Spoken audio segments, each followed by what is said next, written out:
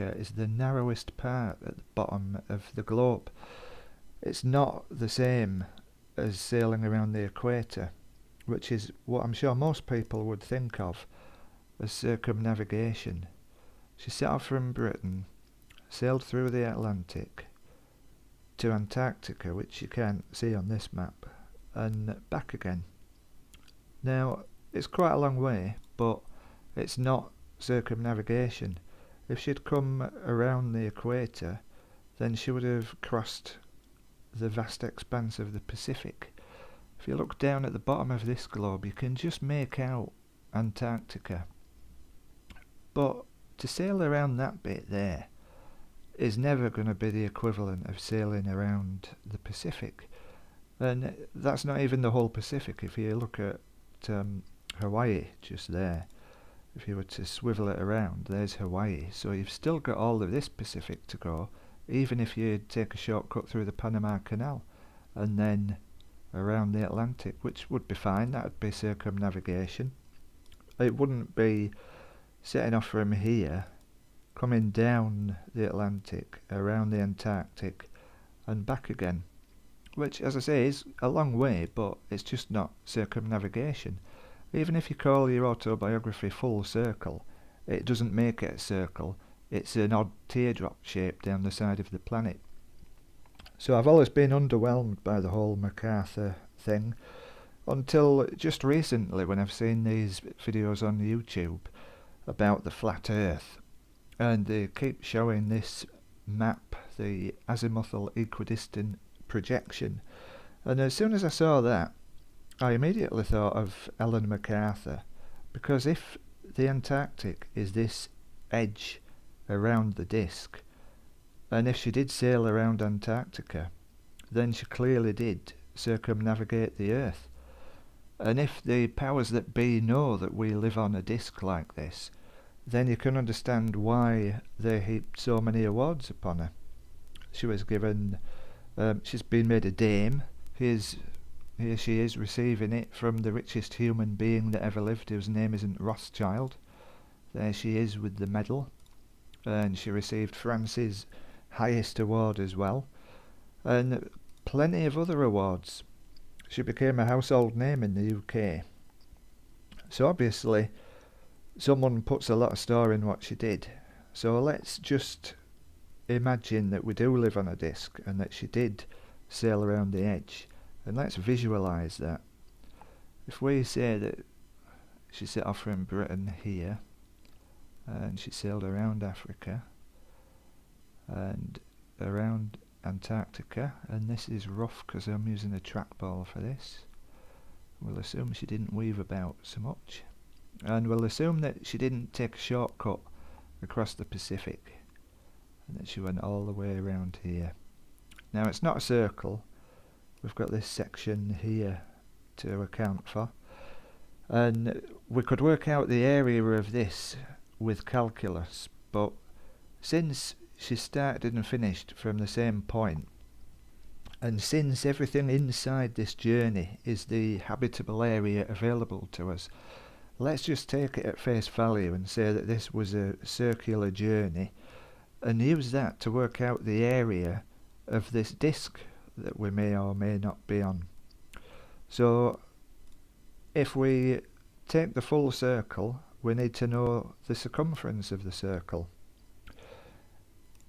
We need to know the length of the journey. So we go to the font of all truth, Wikipedia, and we scroll down to her racing career, and here it is. The circumnavigation took 71.5 days, and it was 50,660 kilometres.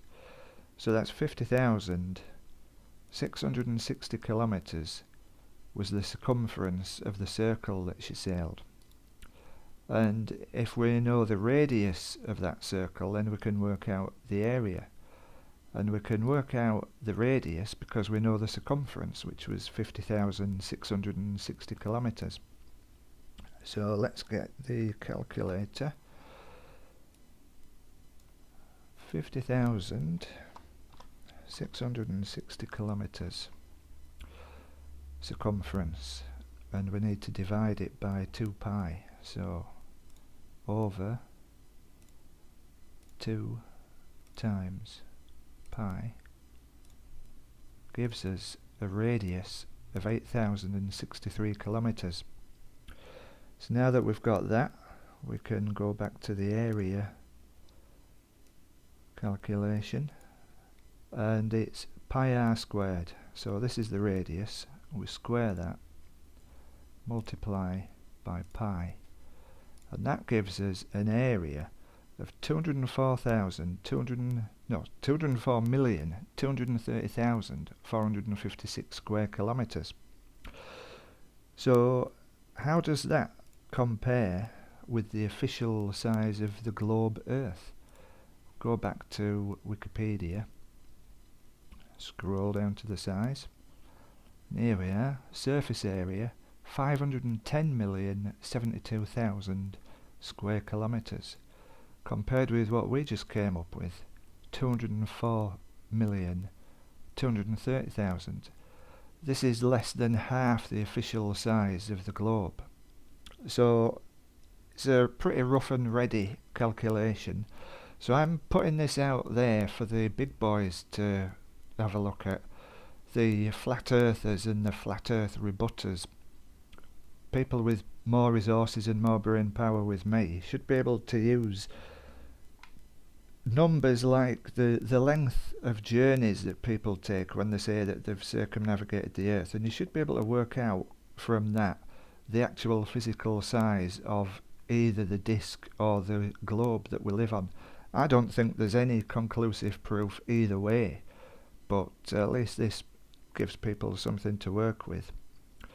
So that is for you guys to look at, really. But as an appendix, I just want to show you what Ellen MacArthur is up to these days, because she's retired from competitive sailing and she now has the Ellen MacArthur Foundation, and as you can see, their mission is to accelerate the transition to a circular economy.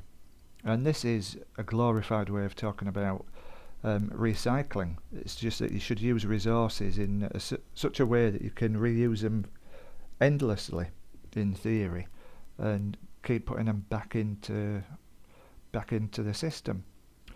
So circular economy sort of seems a bit of a coincidence.